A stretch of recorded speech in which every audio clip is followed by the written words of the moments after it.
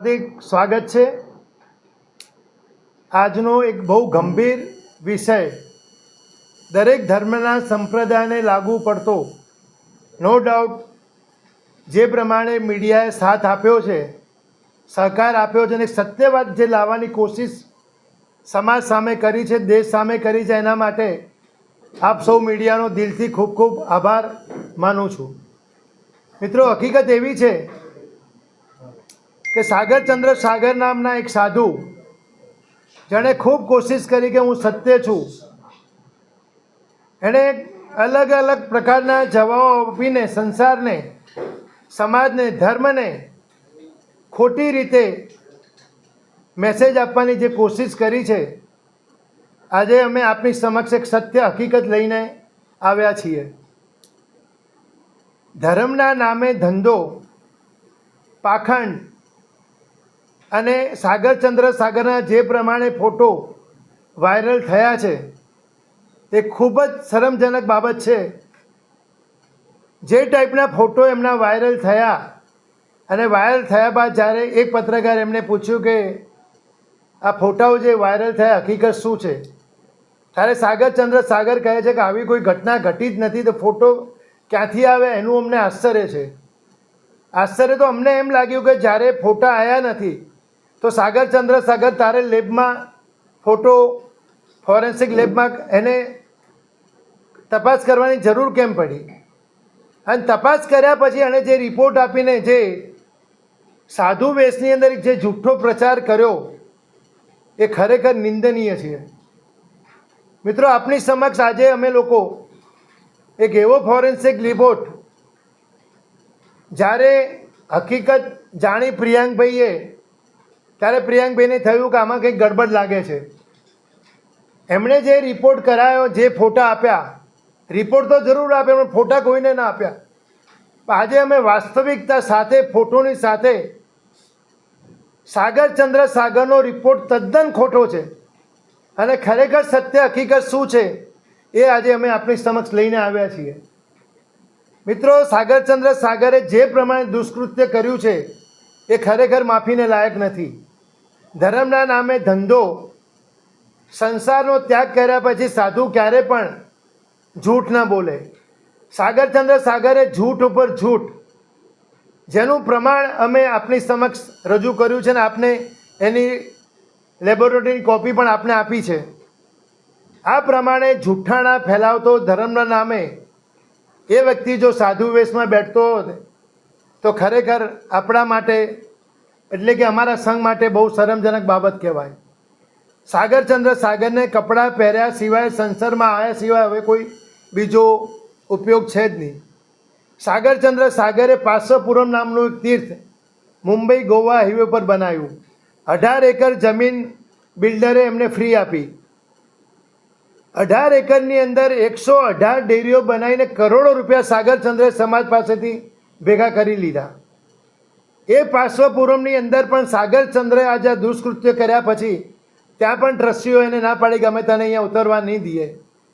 દેશના કોઈ પણ સંઘની અંદર સાગરચંદ્રને જ્યારે ઉતરવા ન મળ્યું ત્યારે સાગરચંદ્ર સાગર પાલિતાણાજીની અંદર જંબુદ્વીપમાં છુપાઈને બેઠો। જંબુદ્વીપની અંદર જ્યારે અમારા સંઘના ભાઈઓ એમને મળવા ગયા કે સાહેબ તમે આ ખોટું કરો છો, ત્યારે એમણે એમના ગુરુદેવને પણ ભરમાયા અને જે સંઘ કહેવાય, 25મો તીર્થંકર કહેવાય, એમની સામે સાગરચંદ્ર સાગરે પોલીસમાં ફરિયાદ કરાવી। આ કેટલું વ્યાજબી? જ્યારે સંઘ મા બાપ કહેવાય, ભૂલ કરે તો સંઘની ફરજ છે કે એને સત્ય રસ્તો બતાવે। સાગરચંદ્ર સાગરે સાધુના નામે, ધર્મના નામે ધંધો કર્યો, કરોડો રૂપિયા ભેગા કર્યા।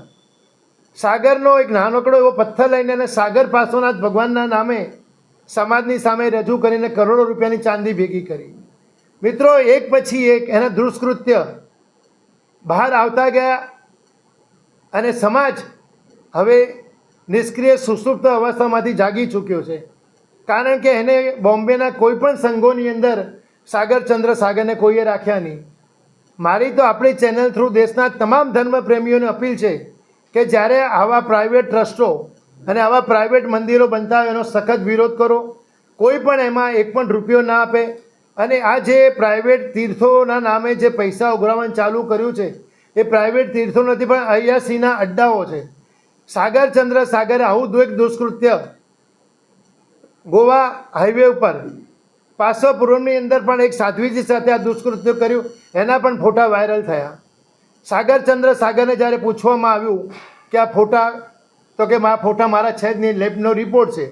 તો મારો સાગરચંદ્ર સરને સવાલ છે કે સાગરની એક શ્રાવિકા સાગરચંદ્ર એને કહે છે કે તું મારા ફોટા વાયરલ કેમ કર્યા, જ્યારે હકીકત બની નથી, ફોટા તમે કહો છો ખોટા છે, તો તમારે એક મહિલાને આ રીતે ડરાવવાની જરૂર શું છે કે આ ફોટાઓ તે વાયરલ કેમ કર્યા?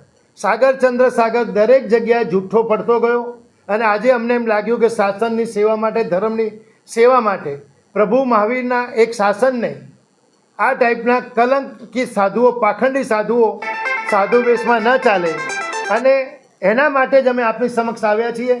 અને આ જે પ્રમાણે દુષ્કૃત્ય અને સાધુ વેશમાં કર્યું છે એ માફીને લાયક નથી. અને દેશના તમામ સંઘોને મારી વિનંતી છે, બે હાથ જોડીને વિનંતી છે કે આવા સાધુઓને સાધુના વેશમાં ન જોઈએ અને ન એને કોઈ સંઘ એન્ટ્રી આપે. સાધુ અને સાધ્વી બંને સંસારમાં પાછા આવે, એ જ વિનંતી સાથે આજે અમે આ પ્રેસ કોન્ફરન્સ લઈને પ્રેસ દ્વારા આપની સમક્ષ રજૂ કરવા આવ્યા છીએ. મારી વિનંતી છે કે 2 મિનિટ માટે પ્રિયાંકભાઈ શાહ પણ એમણે અમારી પાસે આવ્યા, એટલે સ્વાભાવિક છે કે અમે આ ફોટા કોઈને આપતા પહેલાં સૌથી પ્રથમ અમે જો સંપર્ક કર્યો હોય તો એમના ગચ્છાધિપતિનો કર્યો. કેમ કે અમારામાં પણ એક બંધારણ છે કે આવી કોઈ પણ ઘટના બને તો એને જનરલ પબ્લિકમાં મૂકતા પહેલાં એમના ગચ્છાધિપતિ જોડે આ ફોટા મૂકવા એ વડીલમાં આવે, અને એમને એ વડીલ તરીકે પોતાની ભૂમિકા છે કે ભાઈ આ ફોટા સાચા છે કે ખોટા એ નક્કી કરે. હવે નક્કી કઈ રીતના કરે કે જેના ફોટા વાયરલ થયા છે એને બોલાવે, એને પૂછે કે ભાઈ આ ફોટા સાચા છે કે ખોટા. એટલે અમે પહેલાં ફોટા મૂક્યા એમના ગચ્છાધિપતિને. પછી અમારા જૈન સમાજમાંથી ઘણા બધા લોકોએ એમના ગચ્છાધિપતિને સમયે મળવા ગયા કે સાહેબ આવી ઘટના બની છે, તો હવે આ ઘટનાનું આપણા જૈન બંધારણ પ્રમાણે જે પ્રાયશ્ચિત આવે, જે સજા આવે તમે આપી દો એટલે આ મેટર ત્યાં પૂરી થાય. પણ એમના ગચ્છાધિપતિ પ્લસ બીજા આચાર્યોને અમે વારે એટલે સમજો ને કે લગભગ 5 થી 6 વાર રૂબરૂ મળવા ગયા બધા, પ્લસ ફોનથી પણ ઘણી બધી વખત વાત કરી, અને દરેક વખતે એમને એવું કીધું કે અમને થોડોક સમય આપો, અમે કંઈક એક્શન લઈશું. પણ ગમે એટલો સમય ગયો અમને કંઈ કર્યું નહીં. પછી અમે એકવાર પાલીતાણા ગયા, અને પાલીતાણા બહુ નમ્રતાથી અમે 50 યુવાનો હતા, અમે શાંતિથી જ એમની જોડે વાત કરી છે. એટલે એમને એવું કીધું કે આ ફોટા બધા ખોટા છે. તો અમે કીધું ખોટા હોય તો તમે FIR કરો, કેમ કે જો કોઈના ચારિત્ર ઉપર જો ખોટી રીતના કોઈ લાંછન લગાવે તો સરકાર પણ અત્યારે છે ને કોઈને છોડતી નથી. સમજો કે કોઈએ પણ આ ખોટી રીતના વાયરલ કર્યા છે તો કહો તમે FIR કરો, અમે તમારી જોડે આવીશું કે ભાઈ જેને આ ખોટું કામ કર્યું છે એને આપણે સજા અપાવીશું. પણ એમને એવું કંઈ કર્યું નહીં. અને અમે જે ગયા એ બધા ઉપર ત્યાં પાલીતાણા પોલીસ સ્ટેશન ઉપર એક અરજી, હકીકતમાં એવું હતું કે જ્યારે આખી આ અમારું કન્વર્ઝેશન ત્યાં હતું ત્યાં પોલીસ ઓલરેડી હાજર જ હતી. સમજો કે કંઈ ખોટું બન્યું હોત, અમે કંઈ ગલત રીતના પેશ આવ્યા હોત તો પોલીસવાળા જ અમને ત્યાં કંઈક કહી દોત, પણ એવું કંઈ બન્યું નહોતું. છતાંય પછી અમને મીડિયામાં એવું આપ્યું કે આ લોકોએ હોબારો કર્યો. હવે મૂળ વાત ઉપર આવું કે સ્વાભાવિક છે કે જ્યારે કોઈ ગુનેગાર પકડાવાની પોઝિશનમાં આવે ત્યારે એ પોતાનું આગળનું વિચારતો હોય કે મારે કઈ રીતના આમાં બચવું, એટલે પોતે બધી જ પ્લેટફોર્મ તૈયાર કરતો. એટલે અમને ડર તો હતો જ કે આ એક છે ને ખોટો ફોરેન્સિક રિપોર્ટ આ ઊભો કરશે 100%. એટલે અમે રાહ જોતા હતા કે ભાઈ ક્યારે આ બહાર આવે. એટલે એમને સુરતમાં એક લેબોરેટરીમાં રિપોર્ટ, પ્રિતેશભાઈ શાહ નામ છે, હવે કોઈ એવું કહે છે કે સાગરચંદ્રના ભાઈ છે, એમના નામથી આ રિપોર્ટ એમને કરાવરાયો. એ રિપોર્ટ આવ્યા પછી મેં ખુદ એ પાંડવ સાહેબ નામ છે એમની જોડે મેં વાત કરી, અને મેં પાંડવ સાહેબને એટલું જ કીધું, મેં કીધું પાંડવ સાહેબ તમે એવું કહો છો કે આ કપડાં પહેરેલો ફોટો હતો અને કોઈએ કપડાં ગાળી નાખ્યા છે એવું એડિટિંગ કર્યું છે? તો કે ના એવું નથી. તો મેં કીધું એડિટિંગ શું છે? એટલે કે આમાં એડિટિંગ છે. હવે એમને ખુલાસો પણ નથી કર્યો કે એડિટિંગ. હવે મેં એમને કીધું, મેં એનું રેકોર્ડ પણ કર્યું છે, મેં કીધું કોઈ ફોટો હોય એની પાછળ હું કોઈ ડોટ મૂકી દઉં, કોઈ વોલ મૂકી દઉં, કોઈ વોલ ક્લોક મૂકી દઉં, કે કંઈ પણ એવું વસ્તુ મૂકી દઉં જે ના હોય તો ફોટો એડિટ જ કહેવાય. એનો મતલબ એવો નથી કે આ જે કૃત્ય કર્યું છે એ નથી થયું. એ એમનું કહેવું એવું છે કે ફોટો એડિટ છે. હવે શું એડિટ છે એ રિપોર્ટમાં એ કંઈ કહેતા નથી કે અમને આપતા પણ નથી.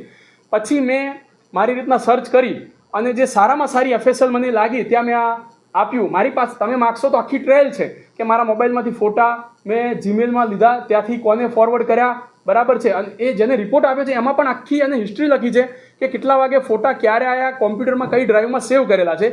એટલે એ જ ફોટો મેં એમને આપ્યા, એ જ ફોટાનું એમને એનાલિસિસ કરી અને આખો એક રિપોર્ટ એમને લગભગ 26 પેજનો રિપોર્ટ આપ્યો છે. એમાં એમને એક ફોટો એવો પણ લીધો છે કે જે ઓરિજિનલ ફોટો છે અને એનું આખું એને ડિટેલ આપી છે.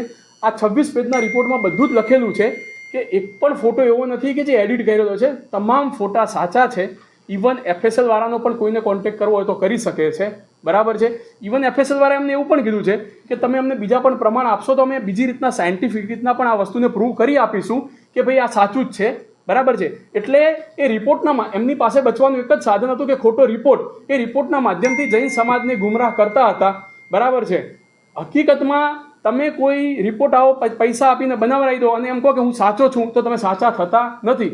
સાચા થવા માટે તમારે સમાજની સમક્ષ આવવું પડે અને સમાજના પ્રશ્નોનો સામનો કરવો પડે, બરાબર છે. એમને ઘણા બધા પ્રશ્નો પૂછવામાં આવે અને જવાબ પણ એમને નથી આપ્યા. એટલે આજે મારી મીડિયાના માધ્યમથી તમામ ભારતભરના જૈન સંઘોને વિનંતી છે કે પ્લીઝ આવા અમારા જૈન ધર્મમાં સૌથી મોટામાં તીવ્ર કક્ષાનું પાપ હોય ને તો આ છે, જે માફીને લાયક હોતું નથી.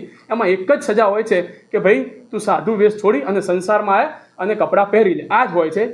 એમના ગચ્છાધિપતિ જો એમને સંસારમાં પાછા ના મૂકે તો મારી ભારતભરના જૈન સંઘોને અપીલ છે, વિનંતી છે કે આવા બની બેઠેલા સાધુને કોઈએ પણ જગ્યા આપવી નહીં. તમે જો જગ્યા આપશો અને તમારા સંઘમાં કઈ દુષ્કૃત્ય કરશે તો એના જવાબદાર પણ તમે જ રહેશો. માટે આપણી પાસે 14,000થી વધારે સાધુ સાધ્વી છે. એમાં 99.99% બહુ જ જોરદાર છે, બહુ જ સરસ છે, બહુ ઉત્કૃષ્ટ ચારિત્ર પારે છે. એ બધાને આપણે નમન કરીએ, વંદન કરીએ, એમને ભાવથી નમીએ, એમને ભગવાન માનીએ. પણ આ ભગવાનના વેશમાં જે શૈતાન બન્યા છે એને તો ઓળખવો જ પડે અને એને કોઈ પણ હિસાબે કાં તો સંસારના કપડાં પહેરાવો, એમના ગચ્છાધિપતિ ના પહેરાવે તો ભારતભરનો એક પણ સંઘ આને કોઈ પણ રીતના પ્રવેશ આપશો નહીં. મીડિયાના માધ્યમથી મારી આ વિનંતી છે. માં રહું છું અને જૈન મહાસંઘનો ઉપપ્રમુખ છું. અમારા ત્યાં સાધુ ભગવંતોની લગભગ 3,000 જેટલી સંખ્યા છે. એમાં તપાગતના 3,000 સાધુઓમાં એક પ્રવર સમિતિ આખી બનેલી છે, જે 5 આચાર્ય ભગવંતોની સમિતિ છે. આ સમિતિની અંદર અમે જ્યાં ઇસ્યુ બન્યો એનો ઇસ્યુનો લેખિતમાં કાગળ, એના પુરાવા, ફોટાની પેનડ્રાઈવ બનાવીને બધું એમને આપેલું છે. એમને પણ અમે રિક્વેસ્ટ કરી કે જે આ સાગરજી સમુદાયનો જે છે એ સાગરજી સમુદાયમાં જો ડિસિઝન ના લેવાતું હોય તો તમે પ્રવર સમિતિના માધ્યમે તમારી એક સત્તા છે એ સત્તાનો ઉપયોગ કરી અને તમે આ ડિસિઝન સંઘ સમક્ષ મૂકો અને સચ્ચાઈ સંઘ સમક્ષ જાહેર કરો. પણ અમારી પ્રવર સમિતિ પણ એ આ કાર્ય કરવા સક્ષમ નથી એવું અમને લાગી રહ્યું છે. એટલે આપણા મીડિયાના માધ્યમથી કહેવું છે કે હવે જ્યારે એક ધર્મના આચાર્ય ભગવંતો પણ જો આ વસ્તુ ડિસિઝન ના લઈ શકતા હોય તો ના જ છૂટકે અમારે પણ હવે શાસનના ધર્મના માર્ગે જે ન્યાય લેવાનો હતો એ જગ્યાએ સરકારના માર્ગે જઈને અમે ત્યાં ન્યાય લેવા માટે એમને સામે કોર્ટ કાર્યવાહી કરવા માગીએ છીએ અને એ ટૂંક સમયમાં અમે એમની સામે કોર્ટ કાર્યવાહી પણ કરશું. આટલું જ કર્યાને લગભગ 10 અરજી છે. 10 તારીખ છે. અરજી આપી છે તમે ફરિયાદ કરવા માટે? હા, ફરિયાદ કરવા માટે. બીજું, આ ઘટના ક્યાં ઘટી હવે એનો ચોક્કસ કોઈ ખ્યાલ આવતો ફોટા ઉપરથી આવતો નથી. માર્ચ 2024માં જેને આ ફોટા પોતાના મોબાઈલમાં જે યુવતીએ લીધા એને એવું કીધું કે વસઈમાં આ સાધુ જ્યારે વસઈમાં હતા કોઈ કાર્યક્રમમાં ત્યારે એમને મળી અને એમના મોબાઈલમાંથી એને આ ફોટા લઈ લીધા છે, બરાબર છે. એટલે માર્ચ 24માં મોબાઈલમાંથી લીધા છે. હવે ઘટના તો કદાચ એની પહેલની પણ હોઈ શકે એવું ખ્યાલ નથી. એટલે ફોટા ઉપરથી ઘટના ક્યાંની છે, કેમ કે એમાં રૂમ છે. હવે એ ખ્યાલ ના આવી શકે કે આ કયો રૂમ છે કે શું છે. એ તો એ વ્યક્તિ કહી શકે કે મેં આ પોતાના મોબાઈલમાં ચેટિંગ કરીને ક્યાંથી એ કહી શકે કે ભાઈ આ ક્યાંનું છે એમ. કારણ કે આ ફોટા કોઈએ બીજાએ નથી પાડ્યા, ફોટા પોતે પોતાના મોબાઈલમાં ચેટિંગ કરીને લીધેલા, સ્ક્રીન શોર્ટ શોર્ટમાં હકીકત એ છે કે આ ફોટા સાચા છે. આગળ